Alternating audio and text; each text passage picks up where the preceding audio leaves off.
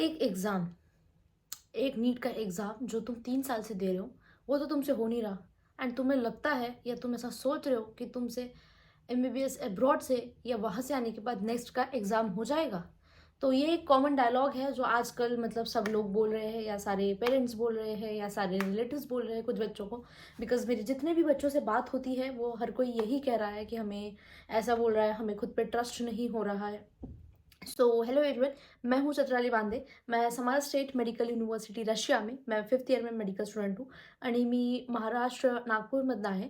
तो बेसिकली आज हम इस वीडियो में बात करेंगे उन सारे तानों के बारे में जो एक नीट एस्पायरेंट को, स्पेशली नॉट अ फ्रेशर, मैं इस वीडियो में उन लोगों की बात ही नहीं कर रही जो पहली बार नीट दे रहे हैं, उन पे उतना प्रेशर होता ही नहीं है as compare to the repeater या फिर ड्रॉपर की बात करें, या जो दूसरी बार नीट का एग्ज़ाम दे रहे हैं या तीसरी बार जो नीट का एग्ज़ाम दे रहे हैं जो ड्रॉपर है, उनके बारे में मैं बात करूँगी। स्पेशली सबसे पहली बात तो इनको जो ये शब्द दिया है ना, रिपीटर या ड्रॉपर, ये शब्द ही गलत है। वो ठीक है तुम एग्ज़ाम फिर से दे रहे हो, बट ऐसे शब्द रिपीटर बैच में है, ड्रॉपर बैच में है, 2 साल का ड्रॉप, ये क्या कैसे कॉन्सेप्ट्स है भाई? इनको एक नया वर्ड देना चाहिए सबसे पहले तो, ठीक है? रिपीटर है, ठीक है, बट जब एक रिपीटर को तुम लोग रिपीटर बोलते हो, तो तुम लोग उससे ये उम्मीद करते हैं, रिपीटर जब एक कोचिंग में जाता है, तो उससे ये उम्मीद की जाती है कि उसे सब कुछ आता है, उसने सब कुछ पढ़ा है, उसको बस फिर से पढ़ना है, ठीक है? अब उन लोगों का क्या जिन्होंने पहले कोचिंग में जो भी उनकी कोचिंग थी या किसी की नहीं भी थी, तो उन बच्चों का क्या जिन्होंने पहले वाले कोचिंग में वो सब्जेक्ट अच्छे से नहीं पढ़ा या फिर उनको अच्छे से नहीं समझाया गया, या ऐसा भी तो हो सकता है ना कि उस कोचिंग में फिजिक्स का टीचर अच्छा नहीं होगा, तो उनको फिजिक्स का कॉन्सेप्ट क्लियर नहीं होता। बिकॉज मेनली क्या होता है कि रिपीटर बैच में क्रैश कोर्स टाइप चलता है, जहाँ पे तुम लोगों को सारी चीज़ें बहुत फास्ट फास्ट समझाई जाती है, ये समझ कर कि तुम्हें पहले से ही आता है। तो तुम्हारी जो जर्नी है, प्रेशर वाला जो सीन है, वो स्टार्ट होता है यहीं से, जब तुम एडमिशन लेते हो रिपीटर बैच में। अब हम आते हैं मेन टॉपिक पे। सबसे पहली बात तो आजकल हर कोई मतलब आजकल क्या जितने भी बच्चों से नीट के लिए मेरी बात होती है, बिकॉज़ अगर तुम नीट के लिए अगर तुम्हें किसी भी तरह का कोई भी हेल्प चाहिए, कोई चैप्टर पूछना है, स्ट्रैटेजी पूछनी है, या तुम्हारे लिए तुम्हें चाहते हो कि मेरे लिए एक स्ट्रैटेजी प्लान करके मिले, तो तुम मुझे कॉन्टैक्ट कर सकते हो। एंड कई सारे बच्चे मेरे पास ऑलरेडी कॉन्टैक्ट में हैं, जो अभी मतलब खुद को नीट के एग्ज़ाम से पहले खुद को लेकर के खुद पे बहुत ज़्यादा सेल्फ डाउट कर रहे हैं, या फिर डर रहे हैं कि मेरा क्या होगा या एग्ज़ाम में क्या होगा। इससे ज़्यादा बच्चों को इस चीज़ का डर लग रहा है कि मेरा सिलेक्शन नहीं होगा तो लोग मुझे क्या बोलेंगे, मेरे पेरेंट्स मुझे क्या बोलेंगे। मैंने उन लोगों को या फिर तुम लोगों को हर एक ही चीज़ बोलूँगी, कौन क्या बोलेगा या कौन क्या सोचेगा, ये सोचने के लिए तुम्हारे पास नीट के बाद काफ़ी सारा टाइम है। अभी जो तुम्हारे पास टाइम है, अभी तुम्हें सिर्फ अपना पूरा टाइम, एक एक सेकंड, एक एक मिनट इसमें लगा देना है कि कैसे मेरा स्कोर बढ़ेगा। ऐसा मैं क्या करूँ जिससे मेरा स्कोर बढ़ेगा? ऐसे मैं कहाँ गलती कर रहा हूँ या गलती कर रही हूँ? ऐसे मुझे, जैसे तुम पहली बात तो तुम्हें जिस भी सब्जेक्ट से डर लगता है ना, उस सब्जेक्ट से भागना बंद करो। उस सब्जेक्ट को ज़्यादा टाइम दो।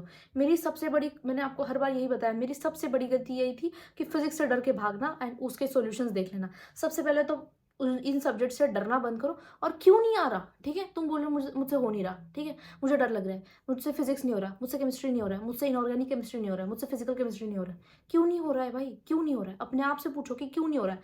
कहाँ मैं गलत कर रहा हूँ? और अगर नहीं हो रहा है, तो वो होना चाहिए, इसके लिए तुम ऐसा क्या कर रहे हो कि वो सब्जेक्ट तुम्हारा हो? सिवाय कंप्लेन करने के, ठीक है? तो सबसे पहले तुम्हें अपने आप पे ट्रस्ट करना है, और जहाँ तुम गलती कर रहे हो उस गलती को सुधारना है कि कैसे मेरी स्कोर इंक्रीज होगा, या मैं कौन सी टेस्ट सीरीज दूँ, कौन से क्वेश्चंस करूँ, टाइम लिमिट लगा के अभी क्वेश्चन सॉल्व करना स्टार्ट कर दो, ठीक है? अभी भी ऐसे बच्चे होंगे जो ये सोच रहे होंगे कि एक बार मैं सारी थ्योरी पढ़ लेता हूँ, उसके बाद मैं क्वेश्चन करना स्टार्ट करूँगा। ये तुम्हारी सबसे बड़ी गलती है। इस गलती को फिर से मत दोहराओ, ठीक है?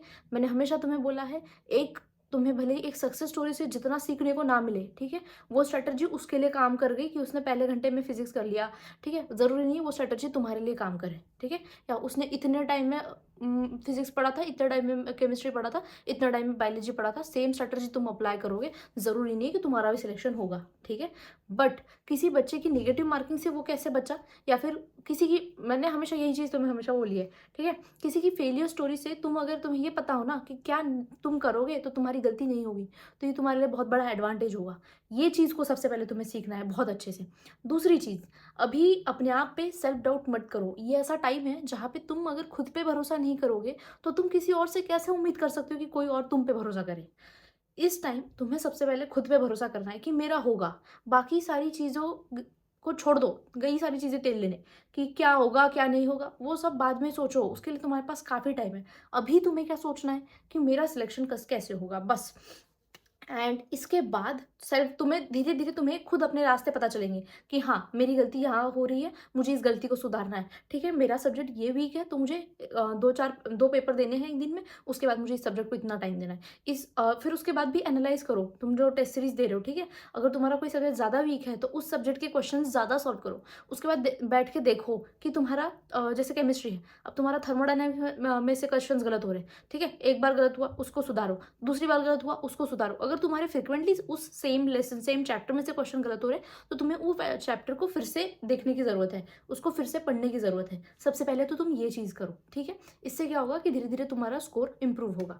अब ये बात करते हैं कि बहुत सारे लोग अपने आप पे डाउट कर रहे हैं, लाइक जितने भी लोग ये पूछ सभी बहुत सारे बच्चे प्लान कर रहे हैं, ठीक है, कि हम MBBS अब्रॉड करेंगे, या फिर जो भी बच्चे प्लान कर रहे हैं, तो बहुत सारे बच्चों ने अपने आप का रजिस्ट्रेशन करवा लिया है। तो मैं ये कहूँगी कि आप चाहे अब्रॉड के लिए सोच रहे हो या नहीं सोच रहे हो, अगर आप रजिस्ट्रेशन करवा लेते हो ना, तो आपके मन में एक कॉन्फिडेंस रहेगा, एक तसल्ली रहेगी कि चलो मेरे लिए ये नहीं तो ये, एटलीस्ट ये रास्ता तो मेरे लिए खुला है, तो वो चीज़ तुम्हें कॉन्फिडेंस देगी। इसलिए आपको क्या करना चाहिए, आपको ऐसा अगर लग रहा है, अगर आपके दिमाग में थोड़ा सा भी 1% भी है कि मैं जाऊंगा अब्रॉड, तो आपको रजिस्ट्रेशन करवा लेना चाहिए, ठीक है। रजिस्ट्रेशन का जो अमाउंट है वो 5000 है, जो कम्प्लीटली रिफंडेबल है, ठीक है। तो अगर मान लो आपका फ्यूचर में सिलेक्शन हो जाता है या फिर आपका नहीं जाने का होता है, तो आपको तो आपका पैसा पूरा वापस मिल रहा है, प्लस आपके मन को ये संतुष्टि तो रहेगी कि चलो मेरा सिलेक्शन नहीं हुआ तो मेरे पास एक रास्ता, दूसरा रास्ता तो है।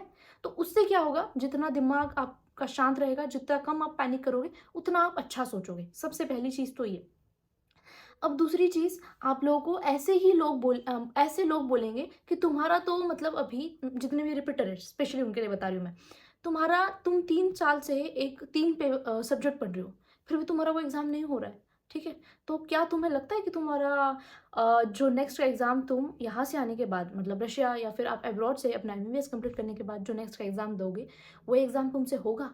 तो उन्हें बोलना कि हाँ ठीक है, कुछ मत बोलना, ठीक है। वक्त ना सब कुछ, अपना जवाब वक्त के साथ खुद मिल जाता है। अगर तुम्हारा सिलेक्शन होगा तो वही लोग बोलेंगे कि हाँ इस बच्चे ने बहुत मेहनत करी इसलिए सिलेक्शन हुआ। अगर तुम मेहनत करोगे तो वही लोग बोलेंगे कि इसने अच्छे से पढ़ाई नहीं करी होगी तभी इसका सिलेक्शन नहीं हुआ, ठीक है। लोग दोनों तरफ से बोलते हैं। तो अभी तुम्हें, अगर जितने भी लोग ये सोच रहे, जितने भी लोगों को लोग ये बोल रहे हैं कि अगर तुम्हारा नीट का एग्ज़ाम नहीं हुआ तो तुम्हें क्या लगता है कि तुम्हारा नेक्स्ट का एग्ज़ाम हो जाएगा, तो सबसे पहले तुम खुद को लेकर के ये सेल्फ डाउट मत करो। ये सेम सेल्फ डाउट मुझे भी खुद पे हुआ था, मैं भी इस सेम फेज से गुजरी थी, जब मुझे लगा था कि हाँ मैं 3 साल से एक नीट का एग्ज़ाम दिया, 3 सब्जेक्ट 3 साल से पढ़े, फिर भी मेरे नहीं हुआ, तो मेरा अब्रॉड में MBBS के 19 सब्जेक्ट्स कैसे होंगे। तो देखो, एक टाइम होता है, ठीक है, जब तुम्हें धीरे धीरे पता चलेगा, ठीक है। तुम जब अब्रॉड में ऐसा एक साथ नहीं आता, इतना प्रेशर नहीं होता, इतनी कंपटीशन नहीं होती, ठीक है। नीट एक अलग चीज़ है, एक अलग है सब कुछ नीट में as compare to the MBBS। मैं तो आपको कहूँगी कि MBBS is far easy than NEET का एग्ज़ाम, ठीक है। तो अपने आप को सेल्फ डाउट मत करो, और ये चीज़ ऐसी बिल्कुल भी नहीं है कि तुम्हारा नीट का एग्ज़ाम नहीं हो रहा है तुमसे नेक्स्ट का एग्ज़ाम नहीं होगा। इवन दूसरी चीज़ मैं आप लोगों को बता दूं कि ऐसे मेरे काफ़ी सारे सीनियर्स हैं ऑरेनबर्ग यूनिवर्सिटी में, जो लोग मतलब जिनका 100-150 स्कोर था। इवन पहले ऐसा था कि नीट का एग्ज़ाम ज़रूरी नहीं था, आप अगर MBBS अब्रॉड से प्लान कर रहे हैं तो जितने भी लोग पास आउट हो चुके हैं, ऐसे उनमें से कई ऐसे लोग हैं जिनका स्कोर 100, 150, 100, 120, 150 था, एंड वो लोगों ने अभी USMLE एंड प्लैब का एग्ज़ाम क्लियर कर लिया, ठीक है। तो ये कंसेप्ट ही, ये जो आपके थॉट्स या फिर ये जो भी लोग आपको बोल रहे हैं कि आपका मतलब नीट का एग्ज़ाम नहीं हुआ तो आपका नेक्स्ट का एग्ज़ाम कैसे होगा, सबसे पहले उन लोगों ने तो दोनों एग्ज़ाम नहीं दिए, उनका काम है बोलना, तो वो बोल रहे हैं। उनके थॉट्स को तुम पावर दे करके, उन थॉट्स के बारे में सोच करके अपना जो दिमाग है और अपना जो अच्छा टाइम है उसको ख़राब मत करो। तुम्हें बस अभी प्रोडक्टिव सोचना है एंड पॉजिटिव सोचना है। देखो, निगेटिव सोच के तो कुछ होगा नहीं, ठीक है, कि मेरा सिलेक्शन नहीं होगा नहीं होगा नहीं होगा, इसको सोच के तो कुछ होगा नहीं। तो इससे बेहतर यही होगा तुम ये सोच लो कि हाँ मेरा सिलेक्शन होगा, एंड मुझे ये देखना है कि मेरा सिलेक्शन कैसा होगा, ठीक है। क्योंकि मैनिफेस्टेशन भी एक चीज़ होती है। तुम अगर सही चीज़ में, सही पॉजिटिव एनर्जी से कोई चीज़ सोचोगे कि हाँ मुझे ये बस रास्ता पता चले कि मेरा सिलेक्शन कैसा होगा, ठीक है, तो मैं अपने आप, तुम्हारे पास 10 रास्ते आएंगे। ओवर थिंकिंग करके तुम अपने 10, 20, 25 पता नहीं कितने टाइम तुम अपना वेस्ट कर रहे हो। वही टाइम अगर तुम NCERT के नीचे के डायग्राम पढ़ो, एनसीईआरटी की जो मायोटोनिक डिस्ट्रोफी वाला मैंने बार बार आपको बताया, कोई भी उम्मीद नहीं कर सकता था कि ऐसी जगह से एनसीईआरटी से ही क्वेश्चन आया है। तो तुम लोग एनसीईआरटी पर टाइम दो, तुम्हारे पास ओवर थिंकिंग करने के लिए बाद में नीट के बाद 2-3 महीने हैं, आराम से सोच लेना, तब कोई काम नहीं है तुम्हें, ठीक है। घर पे बैठ के बढ़िया ओवर थिंकिंग करना कि कौन क्या बोलेगा, ठीक है। तो वो सब छोड़ दो, अभी बस अपना पूरा अपने जी जान जो भी है सब कुछ लगा दो, ताकि सिलेक्शन ना भी हो ना तो भी पेरेंट्स भी तुम्हें कुछ ना बोले कि हाँ इसने मेहनत करी है, मैंने देखा है। क्या अगर मुझे एक चीज़ बताओ, सिलेक्शन होगा कैसा? सीट्स कितनी है? 25 से 26 लाख बच्चे इस बार नीट का एग्जाम देंगे, और सीट्स कितनी है? मुश्किल से 60-70 हज़ार। सिलेक्शन होगा कैसे? अगर तुम में काबिलियत भी है, और अगर मान लो उस दिन तुम नहीं परफॉर्म कर पाए अच्छा, तो इसका मतलब तो यही हुआ ना कि तुम्हारी सारी मेहनत, तुमने इतने जो तुमने सेक्रीफाइसेस किए, जितने भी नीट के स्टूडेंट्स हैं उन्होंने हर जगह जाना छोड़ा है, तुम लोगों ने कितने अपने लोगों की शादी छोड़ी है, तो क्या ये सारे सेक्रीफाइसेस की कोई वैल्यू नहीं रहेगी तुम्हारे? तो इसीलिए मैंने तुम्हें ये चीज़ समझाई है कि सेल्फ डाउट मत करो, ठीक है। जितना तुम खुद को लेकर के पॉजिटिव रहोगे, जितना तुम चीज़ें खुद को रिजल्ट के बारे में, खुद का स्कोर इम्प्रूव करने के बारे में सोचोगे, उतनी ही चीज़ें तुम्हारे काम आएगी। तो तुम्हें बस एक चीज़ अपने ध्यान में रखना है, मेरा सिलेक्शन होगा, बस मुझे मेरी गलतियों को सुधारना है, ठीक है। एक चीज़ क्या लास्ट ध्यान में रखोगे, मुझे खुद पे भरोसा है, मेरा सिलेक्शन होगा, और मैं बस ये देखूंगा कि कहाँ मैं मेरा स्कोर इम्प्रूव कर सकता हूँ। That's it. एंड आपको बिल्कुल भी किसी के भी निगेटिव कमेंट्स के बारे में नहीं सोचना है। दूसरी चीज़ ये भी मत सोचो मेरे दोस्त का स्कोर क्या आ रहा है, इसका स्कोर क्या आ रहा है, या उसका स्कोर क्या आ रहा है। तुम्हें तुम्हें सबसे बड़ी इंसान की गलती ये है कि खुद को दूसरों से कंपेयर करना, ठीक है।